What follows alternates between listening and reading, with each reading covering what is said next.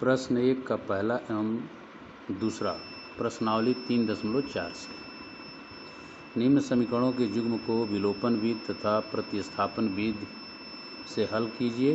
कौन सी विधि अधिक उपयुक्त है? पहला x धन y बराबर 5 और दूसरा 2x ऋण 3y बराबर 4। दूसरा सवाल 3x धन 4y बराबर 10 और 2x ऋण 2y बराबर 2। आइए हल करते हैं इसे। पहले का पहला 2x धन y बराबर 5 समीकरण 1 और दूसरा है 2x ऋण 3y बराबर 4 समीकरण 2। सबसे पहले इसे विलोपन विधि से हल करते हैं।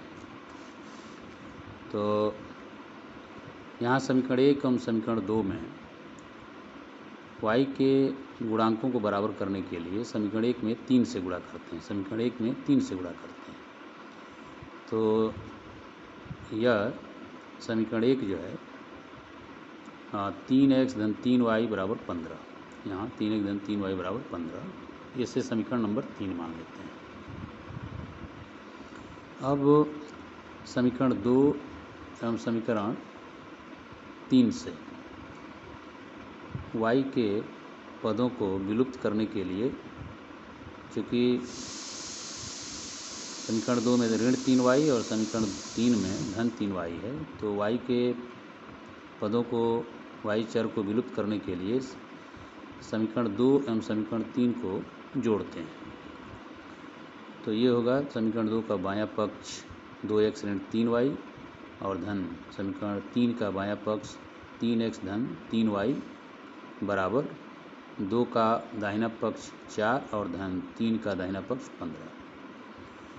तो ऋण 3y और धन 3y दोनों कैंसिल। तो यहाँ 2x और धन 3x बराबर 5x बराबर 4 धन 15 मतलब 19। 5 से भाग देते हैं तो x बराबर 19/5। तो x का मान 19/5। अब x का मान समीकरण 2 में रखने पर समीकरण 2 दिया हुआ है 2x ऋण 3y बराबर 4। तो 2 गुणे x का मान 19/5 ऋण 3y बराबर 4। यहाँ से 3y को दाहिने तरफ ले जाते हैं तो ये 3y बराबर 2 गुणे 19/5 मतलब 38/5 और ऋण 4। अगर इसे हल करते हैं तो इसकी वैल्यू होगी, लसा ले लेते हैं 5, तो ये हो गया 38 और ऋण 5 चौक 20। तो इसे कह सकते हैं कि 8 और 3 से 2 घटाएंगे 1/5। तो 3y बराबर 18/5। तो y बराबर 18/5 और गुणे 3 नीचे आ जाएगा। तो इसे कह सकते हैं 3 एकम 3 और 3 छक 18 मतलब 6/5। तो y की वैल्यू आ गई 6/5। तो इस प्रकार x का मान 19/5 एवं y का मान 6/5 होगा और यही जो है उत्तर है। तो विलोपन विधि से x का मान 19/5 एवं y बराबर 6/5 होगा। अब जो दूसरी विधि है प्रतिस्थापन विधि, इसी प्रश्न को हम प्रतिस्थापन विधि से हल करते हैं। तो पहला समीकरण है x धन y बराबर 5 समीकरण 1 और दूसरा है 2x ऋण 3y बराबर 4, ये समीकरण 2 है। इसे प्रतिस्थापन विधि से हल करने के लिए हम समीकरण 1 से y का मान ज्ञात करते हैं। तो y बराबर होगा 5 ऋण x, इसे समीकरण नंबर 3 मान लेते हैं। अब y का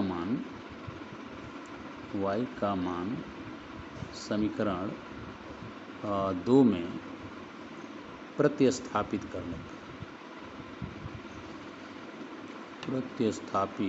करने पर,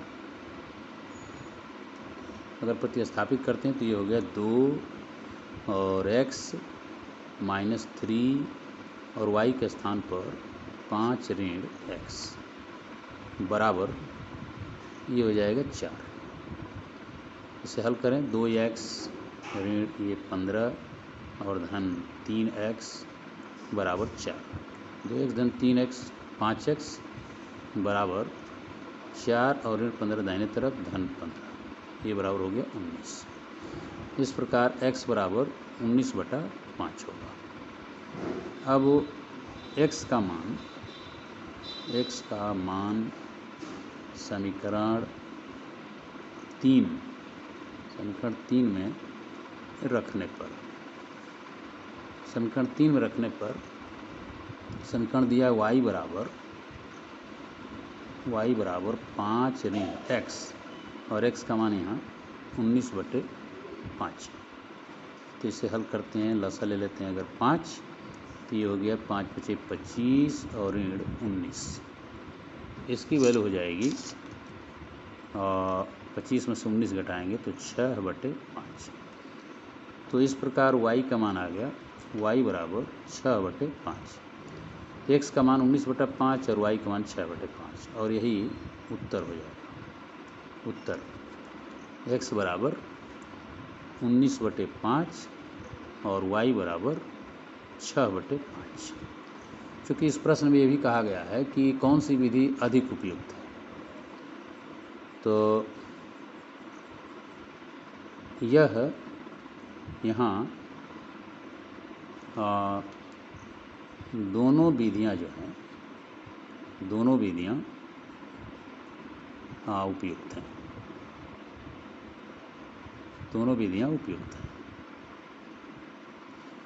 तो ये हो गया पहले सवाल का पहला सवाल। इसके बाद हम पहले का दूसरा सवाल देखते हैं। पहले का दूसरा सवाल, और पहले का दूसरा सवाल में 3x धन 4y बराबर 10, ये पहला समीकरण है। और दूसरा समीकरण है कि 2x ऋण 2y बराबर 2, ये दूसरा समीकरण है। अब इसे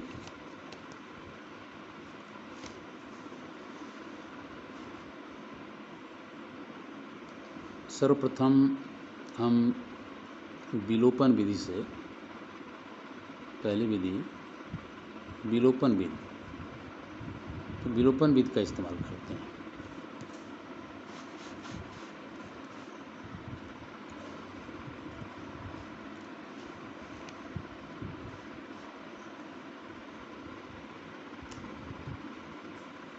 विलोपन विधि का इस्तेमाल करते हैं। तो विलोपन विधि से हल करने के लिए समीकरण 1 में y का गुणांक 4 और समीकरण 2 में y का गुणांक 2 है, इसका चिन्ह धन और इसका चिन्ह ऋण है। तो अगर समीकरण 2 में हम 2 से गुणा करते हैं तो y के गुणांक बराबर हो जाएंगे। तो समीकरण 2 में अगर हम 2 से गुणा करते हैं तो ये होगा 4x और ऋण 4y बराबर 4, ये समीकरण 3 होगा। अब समीकरण 1 हम समीकरण 3 से, अगर समीकरण 1 और समीकरण 3 हम जोड़ देते हैं तो y के पद जो है विलुप्त हो जाएंगे। तो समीकरण 1 और धन समीकरण 3 से, तो 3x समीकरण 1 का बायां पक्ष 3x धन 4y और धन 3 का बायां पक्ष 4x ऋण 4y और बराबर 10 धन 4। दाहिना पक्ष 10 1 का है और दाहिना पक्ष 3 का 4। तो ऋण 4y धन 4y कैंसिल, 3x धन 4x ये 7x बराबर 14। तो x बराबर 14/7 बराबर 2, x का मान ही निकल गया। अब x का मान समीकरण 1 में भी रख सकते हैं। 1 में रखने पर, 1 में रखने पर। तो यहाँ होगा 3, समीकरण 1 है 3x, x के स्थान पर 2 और धन 4y बराबर 10। तो 4y बराबर 10 ऋण 3 दूनी 6। तो y बराबर 10 में से 6 घटाएंगे तो 4 और ये बटा 4 बराबर 1। तो ये y का मान जो है 1 प्राप्त हो रहा है। तो ये उत्तर हो जाएगा, उत्तर कि x बराबर 2 और y बराबर 1 इस समीकरण युग्म का हल है विलोपन विधि से। दूसरी विधि हम प्रतिस्थापन विधि का प्रयोग करते हैं। प्रतिस्थापन विधि और इसमें समीकरण दिए गए हैं 3x और धन 4y बराबर 10 समीकरण 1, और दूसरा है 2x ऋण 2y बराबर 2 समीकरण 2। यहाँ हम समीकरण 2 को अगर हम चाहें तो अभी इसको नहीं रहने देते, इसको और हल करते हैं, क्योंकि इसमें 2 से भाग कर सकते हैं। अगर प्रत्येक पद में 2 से भाग कर दें दोनों पक्षों में, तो 2 से अगर भाग करते हैं तो ये मिल जाएगा x ऋण y बराबर 1, x ऋण y बराबर 1। अब इसे समीकरण नंबर हम 2 मान लेते हैं। अब समीकरण 2 से अगर y का मान हम निकाल लें तो y को दाहिने तरफ ले जाएंगे तो ये हो जाएगा y बराबर x ऋण 1। इसे समीकरण 3 मान लेते हैं। अब समीकरण 1 एवं समीकरण 3, y का मान जो है समीकरण हम 1 में रखते हैं। y का मान समीकरण 1 में प्रतिस्थापित करने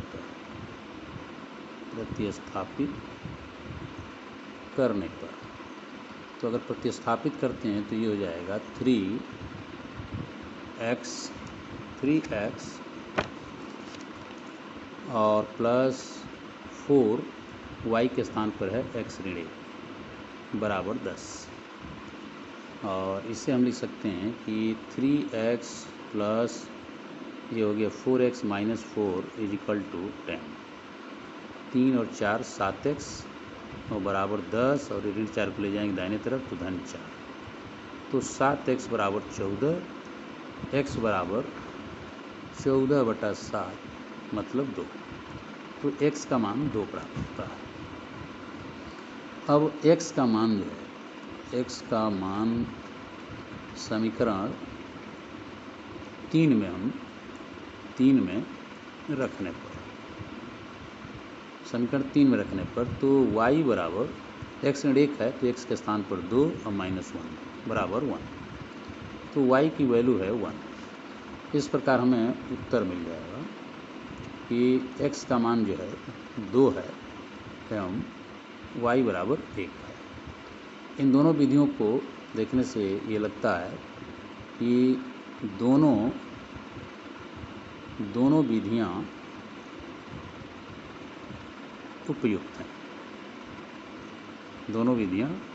उपयुक्त हैं। धन्यवाद।